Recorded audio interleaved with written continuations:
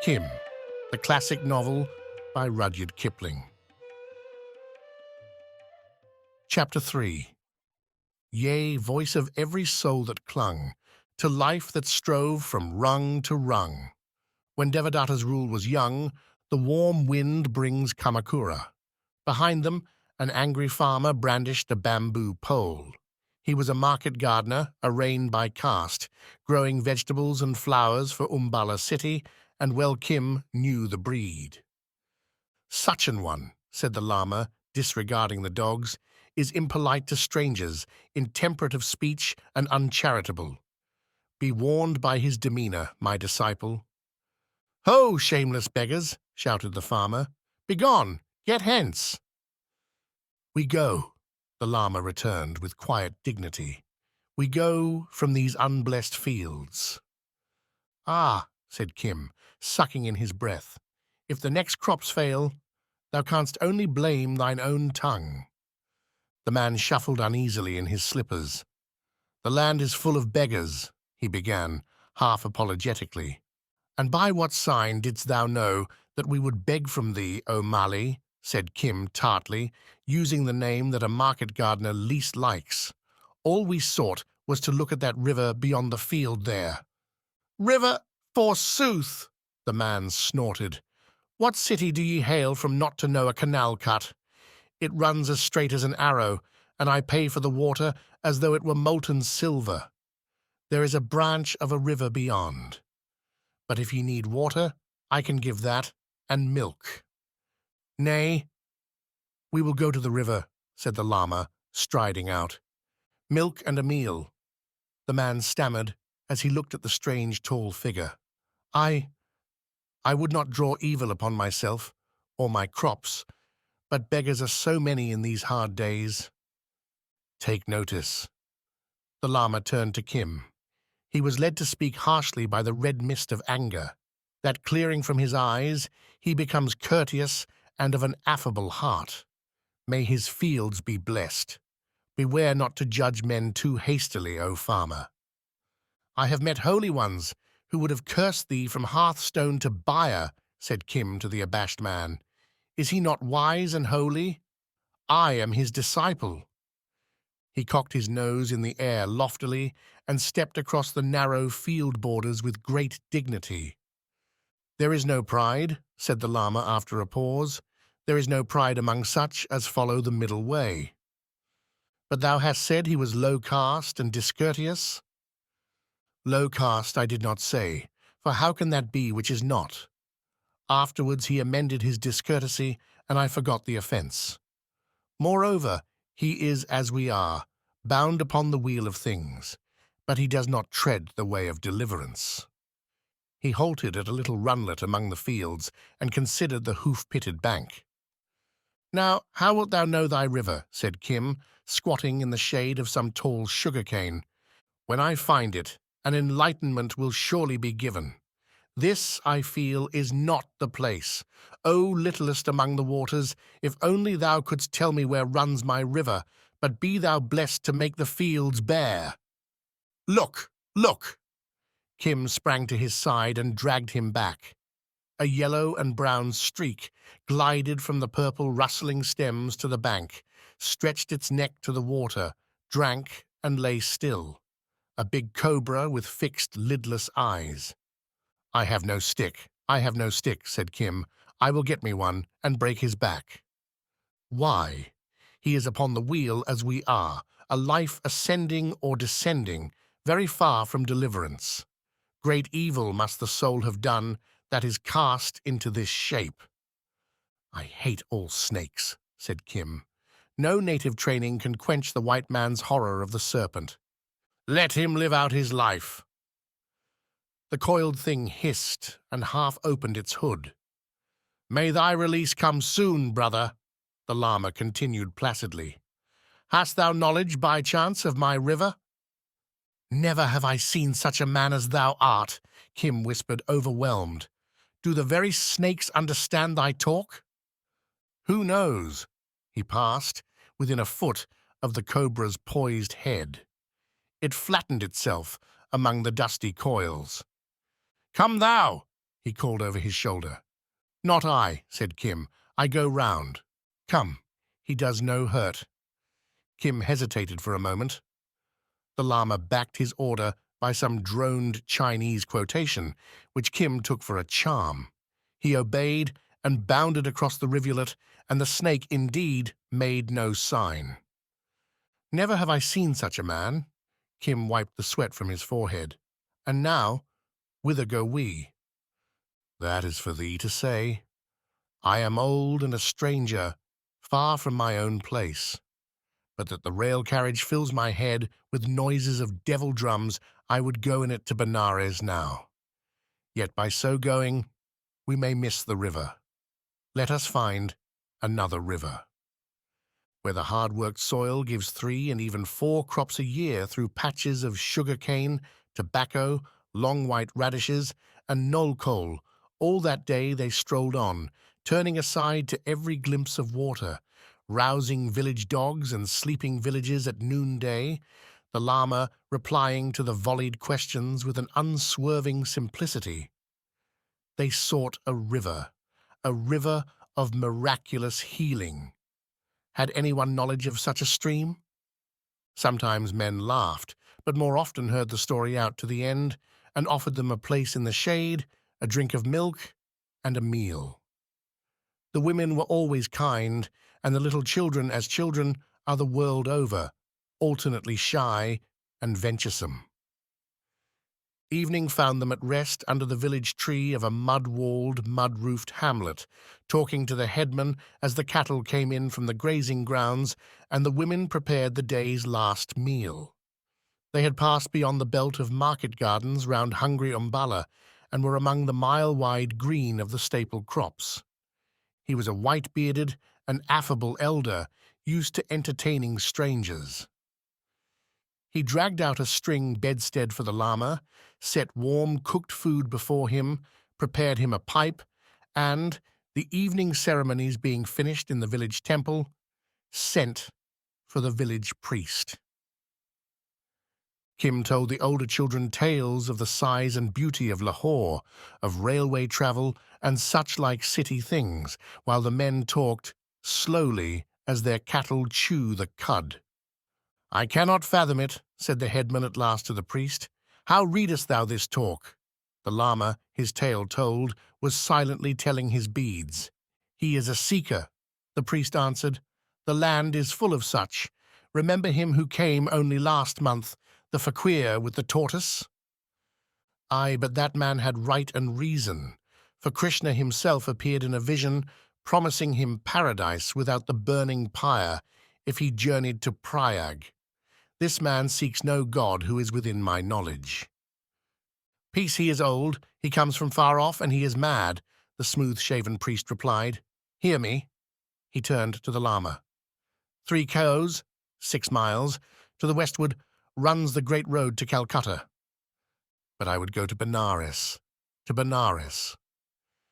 and to Benares also. It crosses all streams on this side of Hind.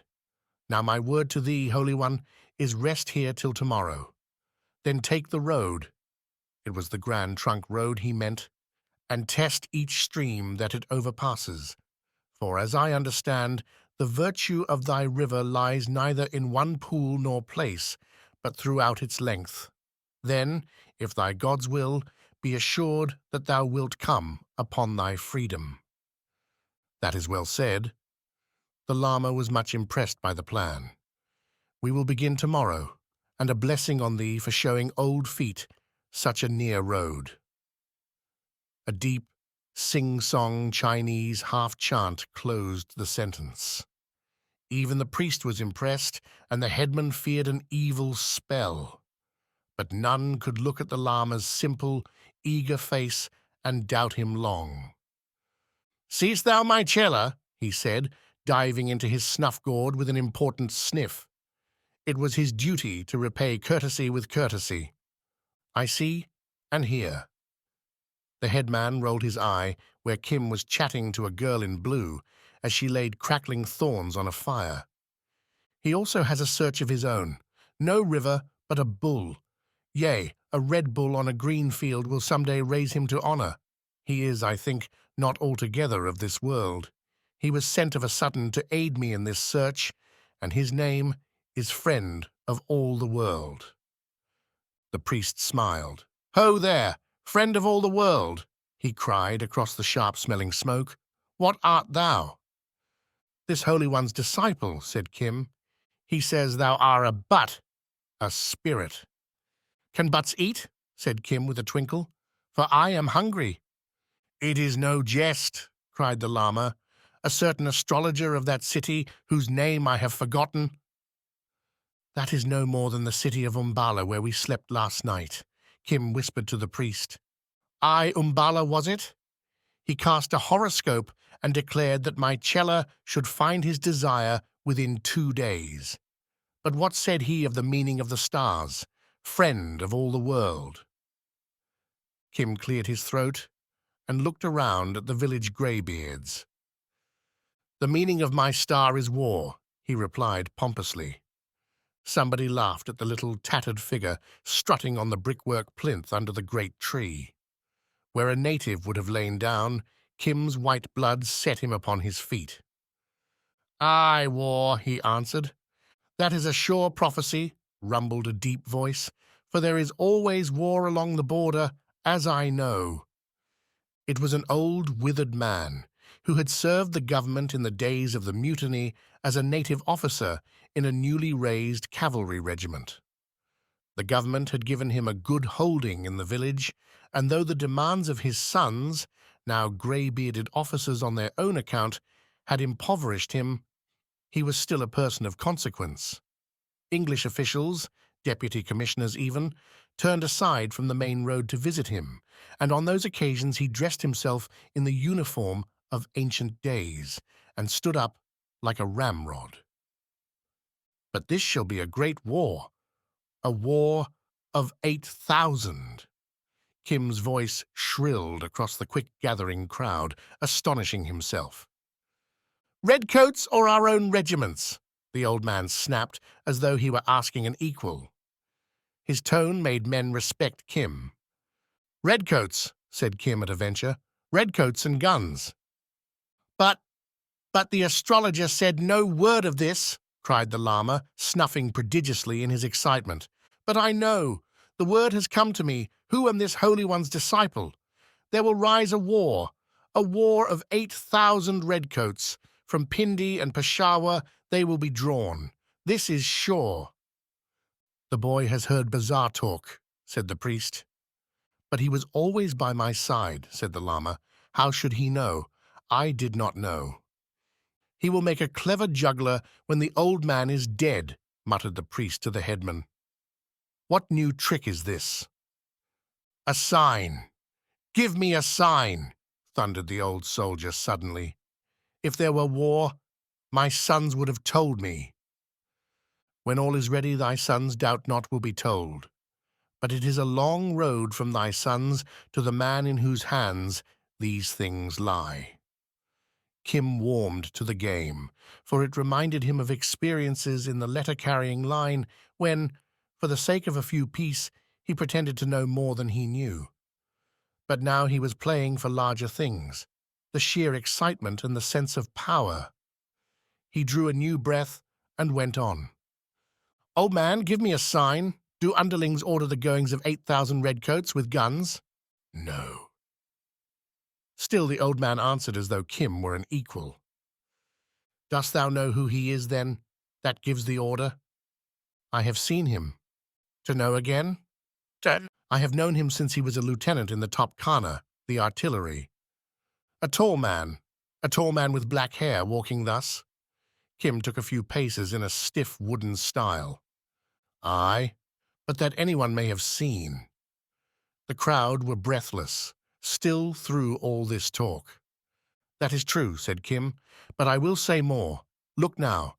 First the great man walks thus, then he thinks thus." Kim drew a forefinger over his forehead and downwards till it came to rest by the angle of the jaw. Anon, he twitches his fingers thus. Anon he thrusts his hat under his left armpit. Kim illustrated the motion and stood like a stork. The old man groaned. inarticulate with amazement, and the crowd shivered. So. But what does he when he is about to give an order? He rubs the skin at the back of his neck, thus, then falls one finger on the table, and he makes a small sniffing noise through his nose. Then he speaks, saying, "Loose such and such a regiment. Call out such guns." The old man rose stiffly and saluted. "4," Kim translated into the vernacular the clinching sentences he had heard in the dressing room at Umballa. "4," says he, "we should have done this long ago. It is not war, it is a chastisement. Snuff! Enough, I believe. I have seen him thus in the smoke of battles, seen and heard. It is he." "I saw no smoke." Kim's voice shifted to the rapt sing-song of the wayside fortune-teller. "I saw this in darkness. First came a man to make things clear, then came horsemen, then came he, standing in a ring of light. The rest followed as I have said. Old man, have I spoken truth? It is he. Past all doubt, it is he." The crowd drew a long, quavering breath, staring alternately at the old man, still at attention, and ragged Kim against the purple twilight. "Said I not? Said I not he was from the other world?" cried the Lama proudly. "He is the friend of all the world. He is the friend of the stars." "At least it does not concern us," a man cried. "O thou young soothsayer, if the gift abides with thee at all seasons, I have a red-spotted cow. She may be sister to thy bull for aught I know." "Or I care," said Kim. "My stars do not concern themselves with thy cattle." "Nay, but she is very sick," a woman struck in. "My man is a buffalo, or he would have chosen his words better. Tell me if she recover?" Had Kim been at all an ordinary boy, he would have carried on the play, but one does not know Lahore city, and least of all the faquirs by the Taksali Gate, for 13 years without also knowing human nature. The priest looked at him sideways, something bitterly, a dry and blighting smile. "Is there no priest, then, in the village? I thought I'd seen a great one even now," cried Kim. "Aye, but," the woman began, "but thou and thy husband hope to get the cow cured for a handful of thanks." The shot told. They were notoriously the closest-fisted couple in the village. "It is not well to cheat the temples. Give a young calf to thine own priest, and unless thy gods are angry past recall, she will give milk within a month." "A master beggar art thou," purred the priest approvingly. "Not the cunning of 40 years could have done better. Surely thou hast made the old man rich." "A little flour, a little butter, and a mouthful of cardamoms," Kim retorted, flushed with the praise, but still cautious. "Does one grow rich on that? And as thou canst see, he is mad. But it serves me, while I learn the road at least." He knew what the faquirs of the Taksali Gate were like when they talked among themselves, and copied the very inflection of their lewd disciples. Is his search, then, truth, or a cloak to other ends? It may be treasure. He is mad, many times mad. There is nothing else. Here the old soldier bobbled up and asked if Kim would accept his hospitality for the night. The priest recommended him to do so, but insisted that the honor of entertaining the Lama belonged to the temple, at which the Lama smiled guilelessly. Kim glanced from one face to the other and drew his own conclusions. "Where is the money?" he whispered, beckoning the old man off into the darkness. "In my bosom. Where else? Give it me. Quietly and swiftly, give it me." "But why? Here is no ticket to buy." "Am I thy chela, or am I not? Do I not safeguard thy old feet about the ways? Give me the money, and at dawn I will return it." He slipped his hand above the Lama's girdle and brought away the purse. "Be it so, be it so." The old man nodded his head. "This is a great and terrible world. I never knew there were so many men alive in it." Next morning the priest was in a very bad temper, but the Lama was quite happy. and Kim had enjoyed a most interesting evening with the old man, who brought out his cavalry sabre and, balancing it on his dry knees, told tales of the mutiny and young captains 30 years in their graves, till Kim dropped off to sleep. "Certainly the air of this country is good," said the Lama. "I sleep lightly, as do all old men, but last night I slept unwaking till broad day. Even now I am heavy." "Drink a draught of hot milk," said Kim, who had carried not a few such remedies to opium smokers of his acquaintance. "It is time to take the road again." "The long road that overpasses all the rivers of Hind," said the Lama gaily. "Let us go. But how thinkest thou, Chela, to recompense these people, and especially the priest, for their great kindness? Truly they are but Parist, but in other lives, maybe, they will receive enlightenment. A rupee to the temple? The thing within is no more than stone and red paint, but the heart of man we must acknowledge when and where it is good." "Holy One, hast thou ever taken the road alone?" Kim looked up sharply, like the Indian crows so busy about the fields.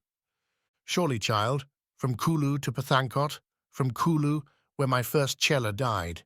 When men were kind to us, we made offerings, and all men were well disposed throughout all the hills." "It is otherwise in Hind," said Kim dryly. "Their gods are many-armed and malignant. Let them alone. I would set thee on thy road for a little, friend of all the world, thou and thy yellow man." The old soldier ambled up the village street, all shadowy in the dawn, on a punt, scissor-hocked pony. "Last night broke up the fountains of remembrance in my so-dried heart, and it was as a blessing to me. Truly there is war abroad in the air. I smell it. See, I have brought my sword." He sat long-legged on the little beast, with the big sword at his side, hand dropped on the pommel, staring fiercely over the flat lands towards the north. "Tell me again how he showed in thy vision. Come up and sit behind me. The beast will carry two." "I am this Holy One's disciple," said Kim, as they cleared the village gate. The villagers seemed almost sorry to be rid of them, but the priest's farewell was cold and distant. He had wasted some opium on a man who carried no money. "That is well spoken. I am not much used to holy men, but respect is always good. There is no respect in these days, not even when a Commissioner Sahib comes to see me. But why should one whose star leads him to war follow a holy man?"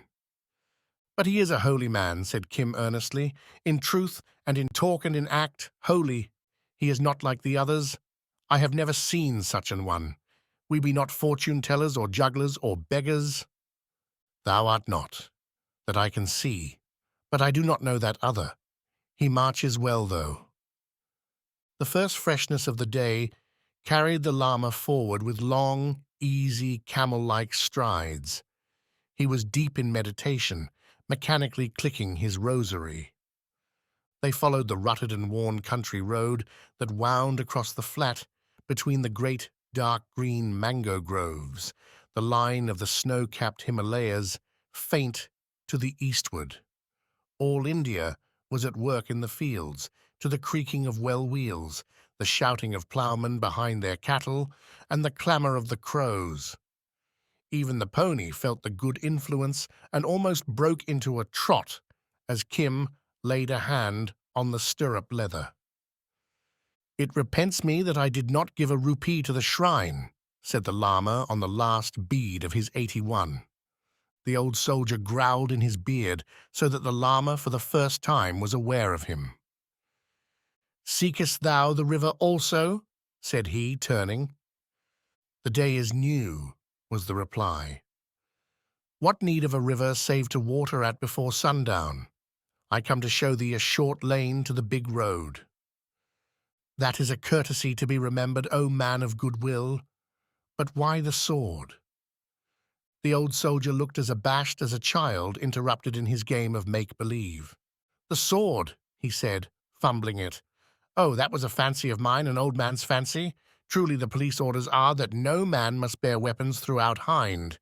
But—" he cheered up and slapped the hilt. All the constables hereabout know me. It is not a good fancy, said the Lama. What profit to kill men? Very little, as I know. But if evil men were not now, and then slain, it would not be a good world for weaponless dreamers. I do not speak without knowledge who have seen the land from Delhi south awash with blood. What madness was that then? The gods, who sent it for a plague, alone know. A madness ate into all the army, and they turned against their officers. That was the first evil, but not past remedy if they had then held their hands. But they chose to kill the sahibs' wives and children. Then came the sahibs from over the sea and called them to most strict account. Some such rumour, I believe, reached me once long ago. They called it the Black Year, as I remember. What manner of life hast thou led, not to know the year? A rumour indeed. All earth knew, and trembled. Our earth never shook but once, upon the day that the Excellent One received enlightenment. I saw Delhi shake at least, and Delhi is the navel of the world. So they turned against women and children? That was a bad deed, for which the punishment cannot be avoided. Many strove to do so, but with very small profit. I was then in a regiment of cavalry. It broke. Of 680 sabres stood fast to their salt. How many, think you? 3, of whom I was one. The greater merit. Merit! We did not consider it merit in those days. My people, my friends, my brothers fell from me. They said, "The time of the English is accomplished. Let each strike out a little holding for himself." But I had talked with the men of Sobraon, of Chilianwala, of Moodkey and Ferazisha. I said, "Abide a little and the wind turns. There is no blessing in this work." In those days I rode 70 miles with an English Memsahib and her babe on my saddlebow. Wow, that was a horse fit for a man. I placed them in safety, and back came I to my officer, the one that was not killed of our 5. "Give me work," said I, "for I am an outcast among my own kind, and my cousin's blood is wet on my sabre." "Be content," said he. "There is great work forward.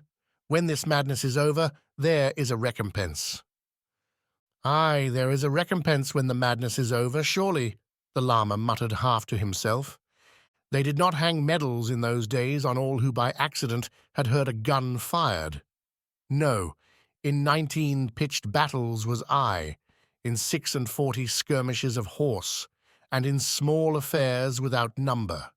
9 wounds I bear, a medal and 4 clasps, and the medal of an order, for my captains, who are now generals, remembered me when the Kaiser-i-Hind had accomplished 50 years of her reign, and all the land rejoiced. They said, "Give him the order of British India." I carry it upon my neck now. I have also my Jaghir, holding, from the hands of the state, a free gift to me and mine. The men of the old days, they are now commissioners, come riding to me through the crops, high upon horses, so that all the village sees, and we talk out the old skirmishes, one dead man's name leading to another. "And after?" said the Lama. "Oh, afterwards they go away, but not before my village has seen. And at the last, what wilt thou do?" "At the last, I shall die." "And after?" "Let the gods order it. I have never pestered them with prayers. I do not think they will pester me. Look you, I have noticed in my long life that those who eternally break in upon those above with complaints and reports and bellowings and weepings are presently sent for in haste, as our colonel used to send for slack-jawed down-country men who talk too much. No, I have never wearied the gods. They will remember this, and give me a quiet place where I can drive my lance in the shade and wait to welcome my sons. I have no less than 3 Risaldar, majors all, in the regiments. And they likewise, bound upon the wheel, go forth from life to life, from despair to despair, said the Lama below his breath. Hot uneasy, snatching. Aye, the old soldier chuckled. 3 Risaldar, majors in 3 regiments. Gamblers a little, but so am I. They must be well mounted, and one cannot take the horses as in the old days one took women. Well, well, my holding can pay for all. How thinkest thou?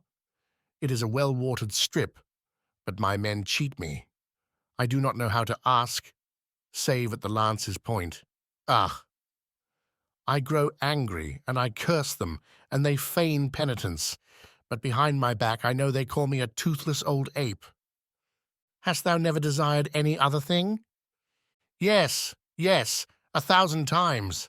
A straight back and a close-clinging knee once more, a quick wrist and a keen eye, and the marrow that makes a man. Oh, the old days, the good days of my strength. That strength is weakness. It has turned so, but 50 years since I could have proved it otherwise, the old soldier retorted, driving his stirrup edge into the pony's lean flank. But I know a river of great healing. I have drank Gunga water to the edge of dropsy. All she gave me was a flux, and no sort of strength. It is not Gunga. The river that I know washes from all taint of sin.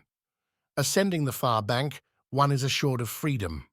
I do not know thy life, but thy face is the face of the honourable and courteous.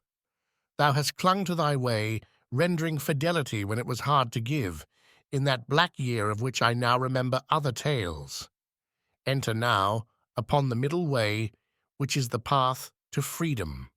Hear the most excellent law, and do not follow dreams. Speak then, old man, the soldier smiled, half saluting. We be all babblers at our age. The llama squatted under the shade of a mango, whose shadow played checkerwise over his face. The soldier sat stiffly on the pony, and Kim, making sure that there were no snakes, lay down in the crotch of the twisted roots. There was a drowsy buzz of small life in hot sunshine, a cooing of doves, and a sleepy drone of well wheels across the fields. Slowly and impressively, the llama began. At the end of 10 minutes, the old soldier slid from his pony to hear better as he said, and sat with the reins round his wrist.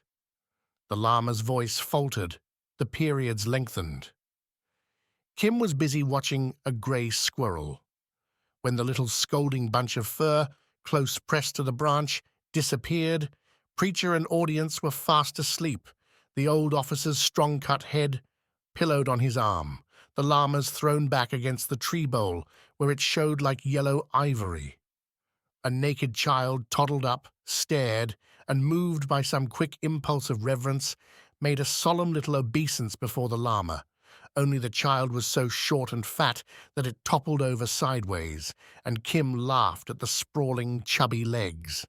The child, scared and indignant, yelled aloud. "Hi, hi," said the soldier, leaping to his feet. "What is it? What orders? It is a child. I dreamed it was an alarm. Little one, do not cry. Have I slept? That was discourteous indeed." "I fear, I am afraid," roared the child. "What is it to fear? 2 old men and a boy? How wilt thou ever make a soldier, princeling?" The llama had waked too, but, taking no direct notice of the child, clicked his rosary.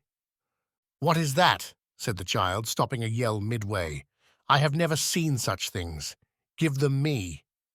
"Aha," said the llama, smiling, and trailing a loop of it on the grass. "This is a handful of cardamoms, this is a lump of gai, this is millet and chilies and rice, a supper for thee and me." The child shrieked with joy and snatched at the dark, glancing beads. "Oh ho," said the old soldier, "whence hadst thou that song, despiser of this world?" "I learned it in Pathankot, sitting on a doorstep," said the llama shyly.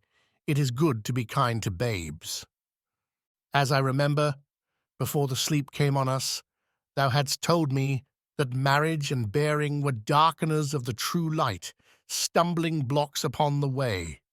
Do children drop from heaven in thy country? Is it the way to sing them songs?" "No man is all perfect," said the llama gravely, recoiling the rosary. Run now to thy mother, little one." "Hear him," said the soldier to Kim. "He is ashamed for that. He has made a child happy. There was a very good householder lost in thee, my brother. Hi, child." He threw it a piece. Sweetmeats are always sweet. And as the little figure capered away into the sunshine, they grow up and become men. "Holy One, I grieve that I slept in the midst of thy preaching. Forgive me." "We be two old men," said the Lama. "The fault is mine. I listened to thy talk of the world and its madness, and one fault led to the next." "Hear him. What harm do thy gods suffer from play with a babe? And that song was very well sung. Let us go on, and I will sing thee the song of Nikal Sane before Delhi, the old song." And they fared out from the gloom of the mango tope, the old man's high, shrill voice ringing across the field as, wail by long-drawn wail, he unfolded the story of Nikal Sane, Nicholson, the song that men sing in the Punjab to this day. Kim was delighted, and the Lama listened with deep interest. "Ahi! Nikal Sane is dead. He died before Delhi. Lancers of the North, take vengeance for Nikal Sane." He quavered it out to the end, marking the trills with the flat of his sword on the pony's rump. "And now we come to the big road," said he, after receiving the compliments of Kim, for the Lama was markedly silent. "It is long since I have ridden this way, but thy boy's talk stirred me. See, Holy One, the great road which is the backbone of all Hind. For the most part it is shaded as here with 4 lines of trees. The middle road, all hard, takes the quick traffic. In the days before rail carriages, the sahibs travelled up and down here in hundreds. Now there are only country carts and such like. Left and right is the rougher road for the heavy carts, grain and cotton and timber, fodder, lime and hides. A man goes in safety here, for at every few KOs is a police station. The police are thieves and extortioners. I myself would patrol it with cavalry, young recruits under a strong captain, but at least they do not suffer any rivals. All castes and kinds of men move here. Look, Brahmins and Chumars, bankers and tinkers, barbers and bunniers, pilgrims and potters, all the world going and coming. It is to me as a river from which I am withdrawn, like a log after a flood. And truly, the Grand Trunk Road is a wonderful spectacle. It runs straight, bearing without crowding India's traffic for 1,500 miles, such a river of life as nowhere else exists in the world. They looked at the green-arched, shade-flecked length of it, the white breadth speckled with slow-pacing folk, and the 2-roomed police station opposite. "Who bears arms against the law?" a constable called out laughingly as he caught sight of the soldier's sword. "Are not the police enough to destroy evildoers?" "It was because of the police I bought it," was the answer. "Does all go well in Hind?" "Risaldar Sahib, all goes well." "I am like an old tortoise, look you, who puts his head out from the bank and draws it in again. Aye, this is the road of Hindustan. All men come by this way." "Son of a swine, is the soft part of the road meant for thee to scratch thy back upon?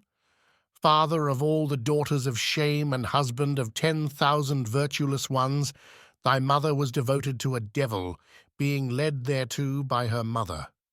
Thy aunts have never had a nose for 7 generations. Thy sister, what owl's folly told thee to draw thy carts across the road? A broken wheel, then take a broken head and put the 2 together at leisure." The voice and a venomous whip cracking came out of a pillar of dust 50 yards away, where a cart had broken down. A thin, high Kathiawar mare, with eyes and nostrils aflame, rocketed out of the jam, snorting and wincing as her rider bent her across the road in chase of a shouting man. He was tall and grey-bearded, sitting the almost mad beast as a piece of her, and scientifically lashing his victim between plunges. The old man's face lit with pride.